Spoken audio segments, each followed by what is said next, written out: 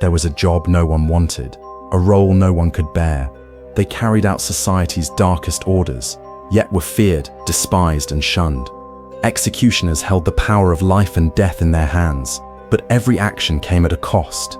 Their lives were isolation, their legacy fear, and their humanity almost erased. Executioners were the enforcers of justice, yet the ones society most hated. From medieval Europe to ancient Japan, their work was simple to describe: deliver death. But living it was unbearable. They were essential, but hated. Their work was public, their isolation private, and the weight of every life they took haunted them long after the deed was done. Few chose the path of executioner.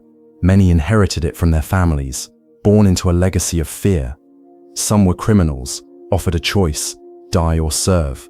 From the first day, they were taught the tools of death: the axe, the sword, the poison, and the cost of their work, permanent social exile, shame, and the burden of knowing every life they ended marked them forever. Society demanded their service, yet rejected their presence. Executioners could not marry freely. They were banned from churches, barred from markets, and often forced to live at the edge of towns. Even their children faced stigma, forced to hide their parents' identity. The punishment for performing justice was exile from humanity itself. The tools of an executioner were simple but terrifying: axes, swords, hammers, or poisons. Each was an instrument of death, and each swing carried more than a life. It carried a piece of their soul. Every decision, every action haunted them for the rest of their lives. There was no escaping the weight of their work. Night after night, they carried death into the world. Fear, guilt, and despair followed them home. Some turned to alcohol, others to isolation. Yet nothing could erase the memories. Every life ended left a scar, and many succumbed to madness, quietly trapped in the very society they served. Executioners were visible, yet invisible, feared by all, trusted by none.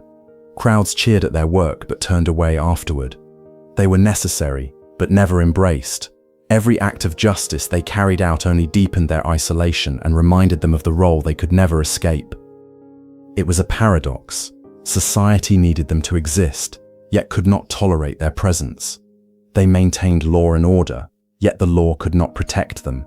Their work was noble in purpose, horrifying in execution, and their lives were defined by shadows and whispers. Isolation became their constant companion. Friends abandoned them. Family disowned them. Executioners were forced to live on the outskirts of towns, often near forests or riverbanks, where no one would see them. The life they were condemned to was both physical and psychological exile. Even the families of executioners suffered. Children were bullied, spouses were ostracized, and marriages were rare or forced into secrecy. Society punished them not for their actions, but for the unavoidable connection to someone who performed what others could not bear. Many sought ways to cope with the weight of life and death. Some drank, some prayed, some retreated into silent despair. Yet no matter the coping method, the memories never faded. Each life they ended replayed in their minds, a relentless reminder of the role they could never escape. Records tell of executioners who descended into madness, haunted by the very lives they were forced to end. Hallucinations, paranoia, and insomnia were common. Their punishment was not death, but a living torment, forever caught between duty and humanity. This was not a European phenomenon. From Japan's samurai executioners to colonial American hangmen, the pattern repeats: essential, feared, and exiled. The same psychological scars, the same social isolation, the same moral weight haunted executioners across the world. They faced moral dilemmas every day. Could they perform justice without losing their soul? Was following the law worth the cost of their conscience? Executioners lived with questions that had no answers, balancing duty against their own humanity in every action they took. Society feared them more than criminals. The paradox of fear and necessity defined their existence.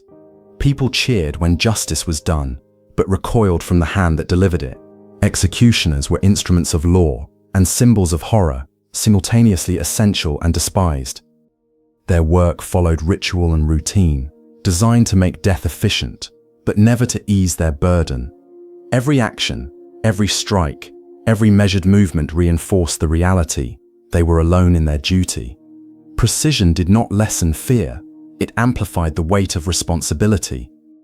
The final act of execution was the culmination of all their suffering. One swing, one poison, one death, and the weight returned with every heartbeat. Even after the act, there was no relief, only the certainty that they were trapped in a cycle no one else could understand. After every execution, the world continued as if nothing had happened. But for the executioner, nothing would ever be the same. Silence followed them. Judgment followed them. Their life was one of constant aftermath, never ending, never forgiven. Executioners were mirrors of society's contradictions. They showed us our fear of death, our reliance on order, and our cruelty toward those who deliver it. They were humans forced to become monsters in the eyes of the world, living reminders of what happens when society demands but cannot empathize. Their legacy is invisible but persistent, forgotten by history, whispered in legend, feared in memory. Executioners shaped societies, enforced justice, yet were condemned to obscurity. They remind us that every role in history carries unseen consequences, often paid in human suffering. Even today, jobs exist where the human cost is hidden.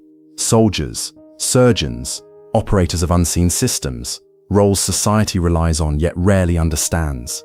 Executioners were the extreme, but the lesson remains. The human mind can carry only so much, and society often asks for more than it can give. The job no one wanted is a mirror of our own moral choices. How far would you go to serve society? How much could you bear before losing yourself? Executioners lived with these questions every day, alone, judged, and forgotten. They were needed, yet rejected, feared, yet indispensable. Executioners were the silent witnesses to humanity's darkest impulses, and their story reminds us of the cost we often ignore when we demand justice without empathy.